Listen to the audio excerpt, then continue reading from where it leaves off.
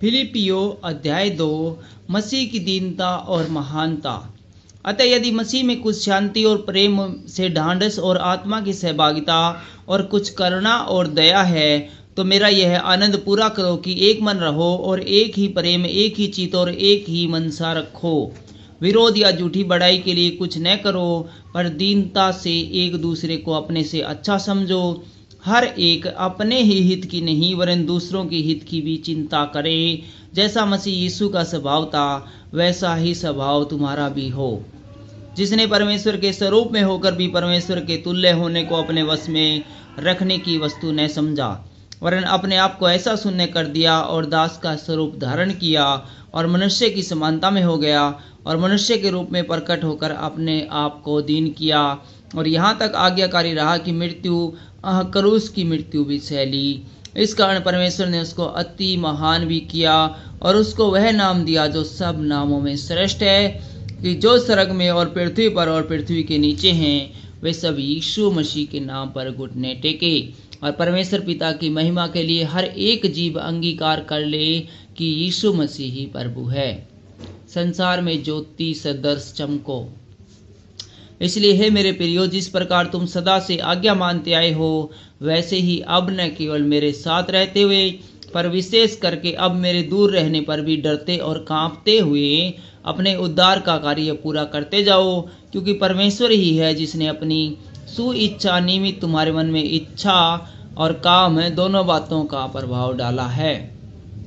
सब काम बिना कुड़कुड़ाए और बिना विवाद के किया करो, ताकि तुम निर्दोष और भोले होकर टेढ़े और हठीले लोगों के बीच परमेश्वर के निष्कलंक संतान बने रहो, जिनके बीच में तुम जीवन का वचन लिए हुए जगत में जलते दीपों के समान दिखाई देते हो, कि मसीह के दिन मुझे घमंड करने का कारण हो। न मेरा दौड़ना और न मेरा परिश्रम करना व्यर्थ हुआ।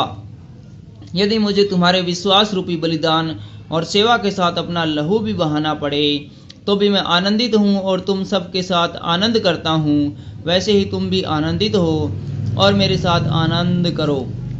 तीमुथियुस इफ्रुदीतुस। मुझे प्रभु यीशु में आशा है कि मैं तीमुथियुस को तुम्हारे पास तुरंत भेजूंगा, ताकि तुम्हारी दशा सुनकर मुझे शांति मिले, क्योंकि मेरे पास ऐसे स्वभाव का कोई नहीं जो शुद्ध मन से तुम्हारी चिंता करे, क्योंकि सब अपने स्वार्थ की खोज में रहते हैं, न कि यीशु मसीह की। पर उसको तो तुमने परखा और जान भी लिया है कि जैसा पुत्र पिता के साथ करता है, वैसा ही उसने सुसमाचार के फैलाने में मेरे साथ परिश्रम किया। इसलिए मुझे आशा है कि ज्यों ही मुझे जान पड़ेगा कि मेरी क्या दशा होगी, तो ही मैं उसे तुरंत भेज दूंगा, और मुझे प्रभु में भरोसा है कि मैं आप ही शीघ्र आऊँगा। पर मैंने इपद्रुतुस को, जो मेरा भाई और सहकर्मी और संगी योद्धा और तुम्हारा दूत और आवश्यक बातों में मेरी सेवा टहल करने वाला है, तुम्हारे पास भेजना आवश्यक समझा, क्योंकि उसका मन तुम सब में लगा हुआ था। इस कारण वह व्याकुल रहता था, क्योंकि तुमने उसकी बीमारी का हल सुना था। निश्चित ही वह बीमार तो हो गया था, यहाँ तक कि मरने पर था, परंतु परमेश्वर ने उस पर दया की, और केवल उसी ही पर नहीं पर मुझ पर भी की, कि मुझे शोक पर शोक न हो। इसलिए मैंने उसे भेजने का और भी यत्न किया कि तुम उससे फिर भेंट करके आनंदित हो जाओ और मेरा भी शोक घट जाए।